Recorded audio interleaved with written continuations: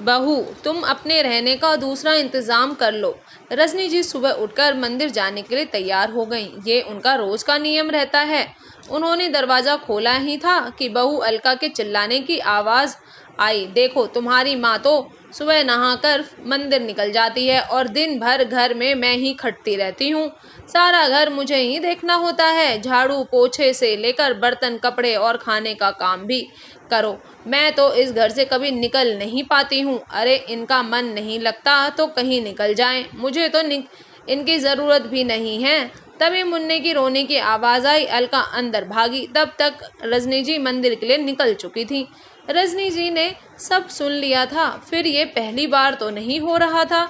अलका के चिल्लाने का रोज़ यही समय होता था, क्योंकि उस वक्त उनका बेटा शरद भी घर पर ही होता था। अलका ने घर का माहौल ऐसा बना रखा था कि उसमें शांति से रह नहीं सकते थे। रजनी जी भी थोड़ी शांति ढूंढने के लिए मंदिर ही चली जाया करती थी, क्योंकि और कहीं भी उन्हें जाने की जगह नहीं थी। एक ही बेटा शरद है, तो उसी के साथ रहना था। शरद भी अपनी पत्नी की हाँ में हाँ मिलाता रहता था और अपनी माँ रजनी की एक बात भी नहीं मानता था। दोनों बेटे बहू उनके साथ सही व्यवहार नहीं करते थे। बहू के व्यवहार का इतना दुख नहीं होता था, पर अपने ही खून बेटे के व्यवहार से रजनी जी मन ही मन दुखी रहती थी। कहती वो दोनों से कुछ नहीं थी, क्योंकि इतनी उम्र में दोनों से बहस करने की उनमें शक्ति नहीं थी। बस वो मंदिर पहुंचकर वो काफ़ी देर तक ईश्वर के सामने हाथ जोड़ती रहती। शक्ति दे हे ईश्वर, मुझे शक्ति दे। एक माँ को ये सब सहन करने की शक्ति दे। मंदिर की सीढ़ियों में बैठकर वो थोड़ी देर वहाँ से छोटे बच्चों को देखती निहारती रहती थी, जो स्कूल जा रहे होते थे। मंदिर के पास में ही सटा हुआ एक छोटा सा स्कूल था। काश बचपन कभी बड़ा नहीं होता। वो आहें भरती रहती और उनकी आंखें भर आती थी। उन्हें भी पढ़ने का बहुत शौक था। तरह तरह की किताबें पढ़ा करती थीं। उनके मायके वालों ने उन्हें 9वीं तक तो पढ़ाया था और बाद में आगे की पढ़ाई के लिए शहर जाने नहीं दिया। 10वीं तक आते आते उनकी शादी करवा दी। उस जमाने में छोटी उम्र में शादी कर देते थे। शरद के पिता यूं तो बड़े अच्छे थे, पर उन्हें शराब पीने की बहुत बुरी लत थी और ज़्यादा शराब पीने की वजह से उनकी लीवर खराब हो गया और वो बहुत जल्दी इस दुनिया से चले गए। उनके जाने के बाद उनकी राशन की दुकान पर रजनी जी बैठने लगी। वो दुकान भी संभालती और घर भी संभालती थी। दोहरी जिम्मेदारी उठाकर भी वो बहुत खुश रहती थी और अपने बेटे का पालन पोषण कर रही थी। शरद भी पढ़ाई औसत दर्जे पर ही थी। पढ़ाई में ज़्यादा रुचि नहीं थी शरद की। वो ज़्यादा पढ़ना नहीं चाहता था। उसने स्नातक की पढ़ाई की और दुकान संभालने लगा। अब तो दुकान और भी अच्छी चलने लगी। धीरे धीरे शरद ने दुकान पर 2 नौकर रख लिए और रजनी जी अब पूरी तरह से घर संभालने लगी। शरद की शादी की उम्र हो चली थी। अलका शरद को देखते ही पसंद आ गई और दोनों की शादी हो गई।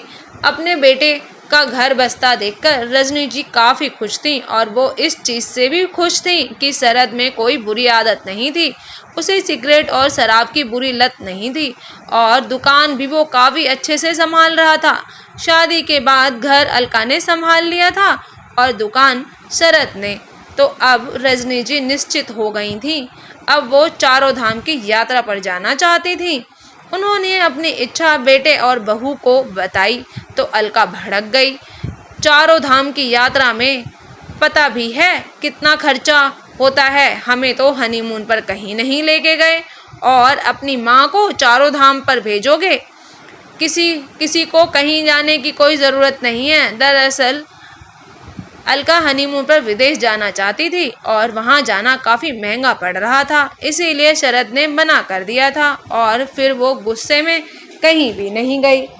रजनी जी बहू के मुंह से ये सुनकर चुप हो गईं, क्योंकि उनके अपने बेटे की बोलती जो बंद हो गई थी, तो इसीलिए उन्होंने फिर कभी चली जाऊंगी ये कहकर मन को समझा लिया। अब तक घर का खर्च रजनी जी ही चला रही थी। शरद दुकान की कमाई उनके ही हाथों में देता था, फिर वो बैंक में जमा करवा देती थी। लेकिन अलका को इससे भी दिक्कत थी। शरद रजनी जी को दुकान की कमाई लाकर देता था, ये बात अलका को पसंद नहीं थी, तो उसने घर में बवाल मचा दिया कि दुकान की कमाई पहले उसके हाथों में आएगी, फिर बैंक में जाएगी, क्योंकि उसका पति कमा कर लाता है और पति की कमाई पर पहला अधिकार पत्नी का होता है। रजनी जी ने ज़्यादा विरोध नहीं किया, क्योंकि घर बहू चलाए या वो चलाए, बात तो एक ही है। अब एक ही बेटा बहू है और उन्हें इसके ही साथ रहना है। कुछ मिलाकर घर में शांति और सुख बना रहे। रजनी जी ने खुशी खुशी दुकान बेटे को संभालने दिया और घर बहू को संभालने दिया। आखिर मुझे अब करना भी क्या है, 2 रोटी खानी है और जीवन जीना है। मगर ये 2 रोटी भी उन्हें शांति से नसीब नहीं होती थी। ऐसा लगता था कि उनका घर में रहना ही किसी को पसंद नहीं है। अलका बात बात पर उनका अपमान करती रहती थी और शरद भी चुप्पी साधे रहता था। अलका अब 2 बच्चों की माँ बन चुकी थी। जैसे तैसे रजनी जी उनके साथ में रह रही थी। एक दिन वो बाथरूम में फिसल गईं और उनके पैरों में चोट लग गई। उनसे ढंग से चला नहीं जा रहा था। 2-4 दिन वो मंदिर नहीं गईं, तो अलका बड़बड़ाती रहती थी। अपनी मनहूस सूरत लिए घर में ही बैठी रहती हैं, इनसे अच्छा तो यही था रोज़ मंदिर चली जाती थी। मैं भी चैन की सांस ले लेती थी, बच्चों को भी अच्छा खाने को दे देती थी, पर इनकी नज़रें तो खाने पर ही गड़ी रहती है। सुनो, इनका कोई दूसरा इंतज़ाम कर दो। अलका ने अपना फैसला सुना दिया था। दूसरा इंतज़ाम? ये शब्द रजनी जी ने सुने तो सुन पड़ गईं। ये लोग मुझे कहाँ भेज रहे हैं? मैं अपने घर को छोड़कर कहीं भी नहीं जाऊंगी। तभी शरद की आवाज़ आती है, हम मम्मी को इस उम्र में कहाँ भेजेंगे? मुझे नहीं पता, कहीं भी भेजो, पर मैं इस बुढ़िया के साथ मैं इस घर में रहना नहीं चाहती हूँ। मैं अब और बर्दाश्त नहीं कर सकती हूँ। 2 दिन ऐसे ही निकल गए। एक दिन रजनी जी ने बेटे बहू को बात करते सुना। वो उसे वृद्ध आश्रम भेजने की तैयारी करने में लगे थे। बहू को बड़ी जल्दी थी कि वो अपनी सास से छुटकारा पाए। रजनी जी के पैरों से जमीन सरक गई। आखिर वो तो इनको जरा भी परेशान नहीं करती, अपने पोते को भी देख लेती हैं, घर के कितने सारे काम कर देती हैं। ये बात और है कि वो उनके द्वारा किए गए कामों को गिनती नहीं है और ऐसे दर्शाती है कि सारे घर का काम वो ही करती है। मैंने तो दुकान और घर भी इनके हवाले कर दिए। अब तो क्या करूं? उनका सर चकरा गया। उन्हें कुछ समझ नहीं आ रहा था कि क्या करे। एक दिन वो पूरी सुस्त और उदास रहीं, अपने पति की तस्वीर से बातें करती रहीं। तभी उनकी नज़र पलंग के नीचे रखे बक्से पर गई। तो उनमें जान आ गई। उन्होंने बक्सा सरकाया और उसमें से कुछ फाइलें निकाली। उसमें घर और दुकान के पेपर थे जो उनके नाम पर ही थे। इन फाइलों के मिलने से उनमें नए जोश का संचार हुआ। दूसरे दिन मंदिर का बहाना करके वो धीरे धीरे मंदिर के पास वाले स्कूल में गईं।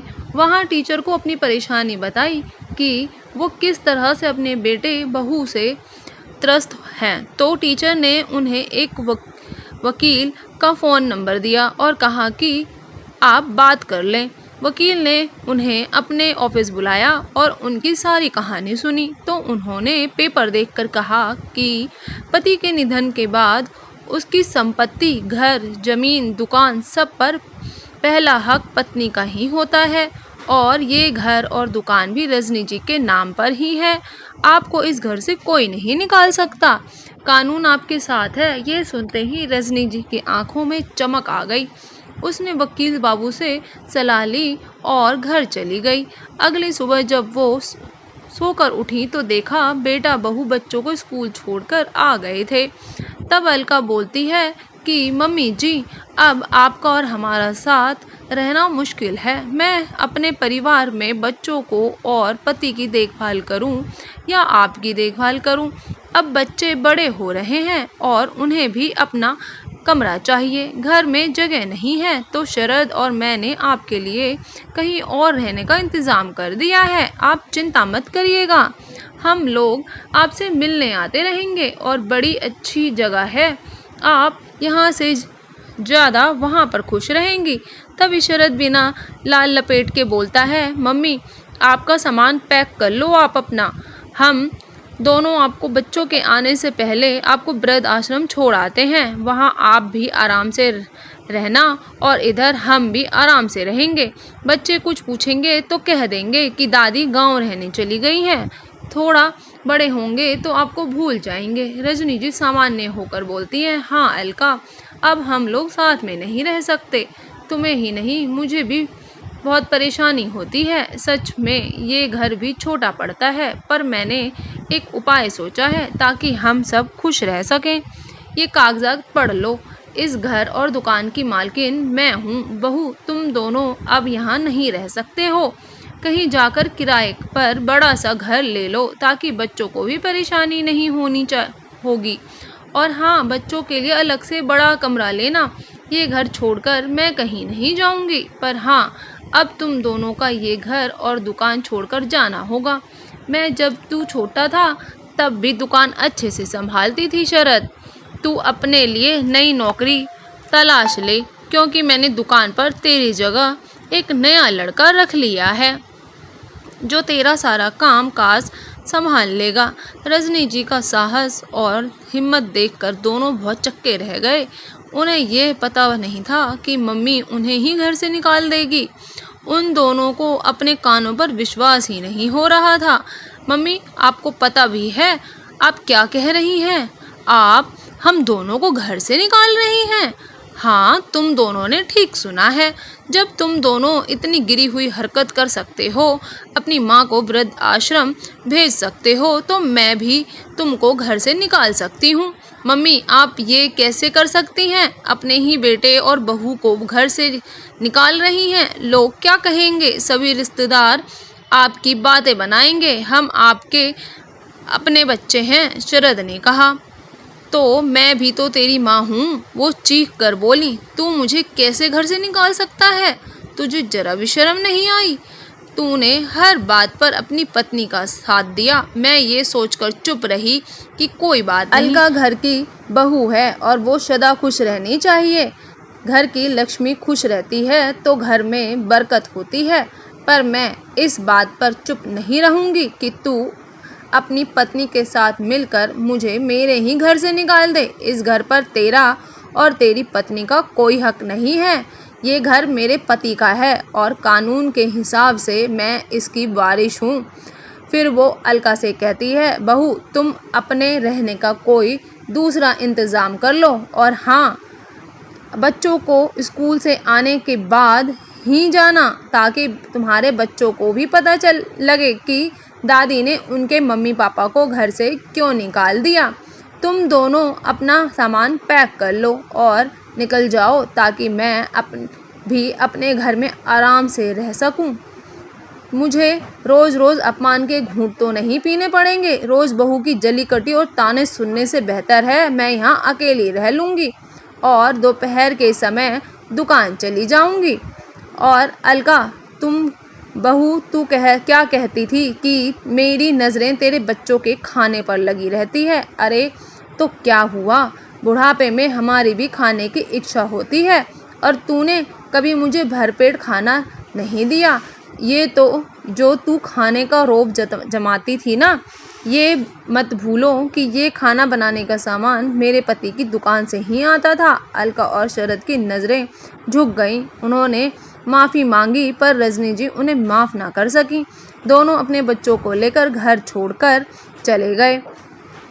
तो दोस्तों, जो बेटे बहू अपनी माँ को वृद्ध आश्रम भेजने की सोचते हैं या भेज देते हैं तो वो भी कभी खुश नहीं रहते। ईश्वर का न्याय इसी जन्म में हो जाता है। तो आपकी इस कहानी पर क्या राय है आप कमेंट सेक्शन में बताइएगा। अगर आज की कहानी आपको अच्छी लगी हो तो प्लीज़ चैनल को सब्सक्राइब कर लीजिएगा। अगर न्यू हैं और पुराने हैं तो पूरा वीडियो देखने के लिए धन्यवाद। लाइक ज़रूर करिएगा। फिर मिलते हैं एक नई कहानी के साथ। Bye bye.